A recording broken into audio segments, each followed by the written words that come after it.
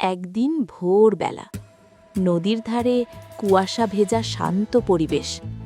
লম্বা পাওয়ালা সাদা বক দাঁড়িয়ে আছে পানির ধারে, চোখ বন্ধ করে ধ্যানের ভান করছে।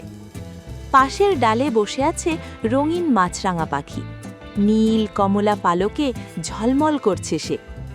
হঠাৎ মাছরাঙা হেসে বলল, এই বকদাদা, এত চুপচাপ দাঁড়িয়ে কি করছো?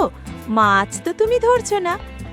বক চোখ মেলে ধীরে বলল, আমি ধৈর্য ধরছি, ধৈর্য থাকলে বড় মাছ ধরা যায়।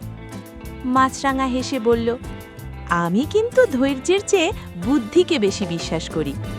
এই বলে সে ঝপাং করে পানিতে ঝাঁপিয়ে পড়ল আর মুহূর্তেই একটা চকচকে মাছ ধরে ফেলল। এই দৃশ্যটা নদীর নিচে লুকিয়ে থাকা এক চালাক কুমির দেখছিল। মনে মনে সে ভাবল, এই দুই পাখির ঝগড়া আমাকে কাজে লাগাতে হবে।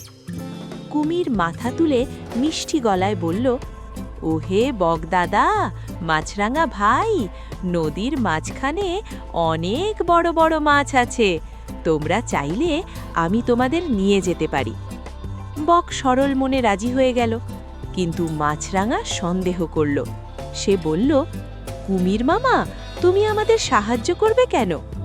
কুমির হাসল, কিন্তু তার চোখে লোভের ঝিলিক। মাছরাঙা সব বুঝে গেল।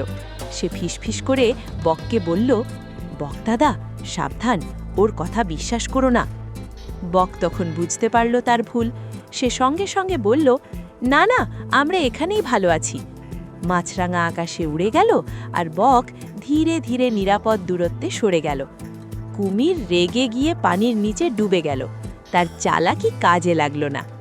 গল্পের শিক্ষা: বুদ্ধি আর সতর্কতা থাকলে বড় বিপদ থেকেও রক্ষা পাওয়া যায়।